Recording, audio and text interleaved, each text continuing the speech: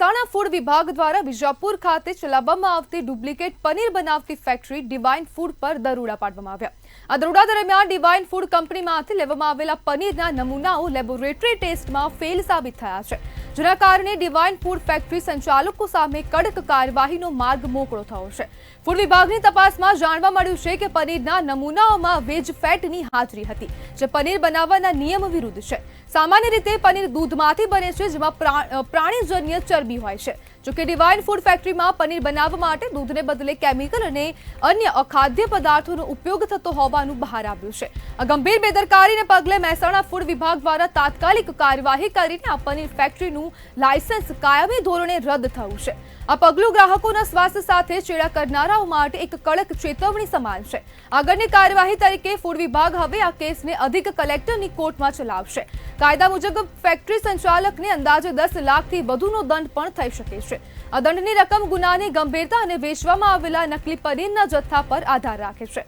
હાલમાં divine food paneer ફેક્ટરીનું કાયમી ધોરણે લાયસન્સ રદ કરવામાં આવ્યું છે અને આ 10 લાખ રૂપિયાનો દંડ પણ ફટકારવામાં આવશે। અને જે નકલી જે પનીર બનાવવામાં આવતું હતું, તો આ ડિવાઇન જે ફેક્ટરી છે તેના સંચાલકો સામે પણ કાયદેસરની કાર્યવાહી થશે તેવું પણ અનુમાન લગાવવામાં આવી રહ્યું છે। અને આ જે નકલી પનીર હતું તેમાંથી એક વનસ્પતિ જે ફેટ હોય તે મળી આવ્યું છે અને તે સેમ્પલમાં ફેલ સાબિત થયું છે। ડિવાઇન ફૂડ નામની જે ફેક્ટરી છે જે પનીર બનાવતી હતી અને આ શંકાસ્પદ પનીર હવે ફૂડ વિભાગ દ્વારા ઝડપી પાડવામાં આવ્યું છે। ત્યારે આપણી સાથે સામાજિક કાર્યકર રાજુ ચૌધરી જોડાઈ ગયા છે। રાજુભાઈ, ડુપ્લિકેટ પનીર ઝડપાયું, શું કહેશો?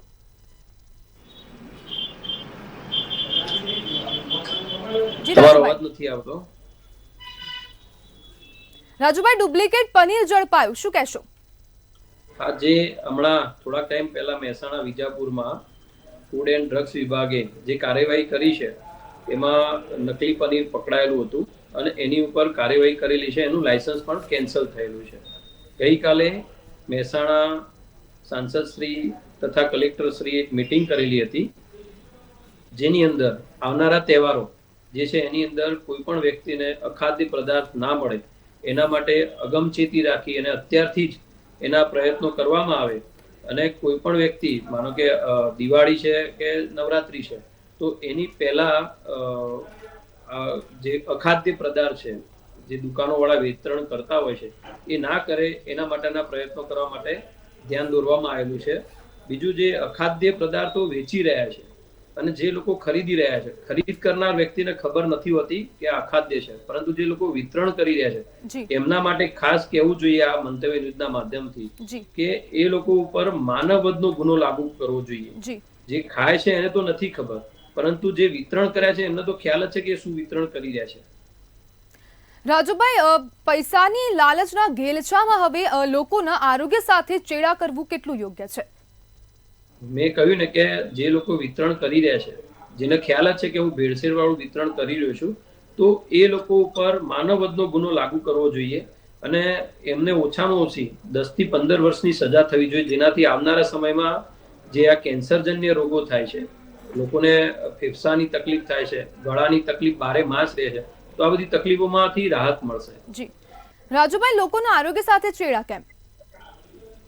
આ એવી વસ્તુ છે કે જે વેપારી છે એ પોતાને નફો વધારે લેવા માટે ના એક પ્રયત્નો કરતા હોતા હશે, પરંતુ એના નફાના કારણે આરોગ્ય સાથે, કોઈ પણ વ્યક્તિના આરોગ્ય સાથે ચેડા નથી કરી શકતા। તો એમની ભૂલ છે અને એ ભૂલ સ્વીકારીને એમનો જે બિઝનેસ છે આગળ વધારવા માટે જો સારી ક્વોલિટી આપશે તો લોકો સારા પૈસા આપતા હોય છે। ઓછી ખરાબ ક્વોલિટી આપી અને તમે જો પોતાનો માલનું વિતરણ કરશો તો એક સમય એવો આવશે કે જ્યારે તમારા જોડે કશું વધુ નહીં અને છેલ્લા જેલમાં જવું પડતું હોય છે। રાજુભાઈ, આજે નકલી પનીર ઝડપાયું છે તેમાં વેજ ફેટ મળી આવ્યું છે, તે આરોગ્યને કેટલું નુકસાન કરે છે?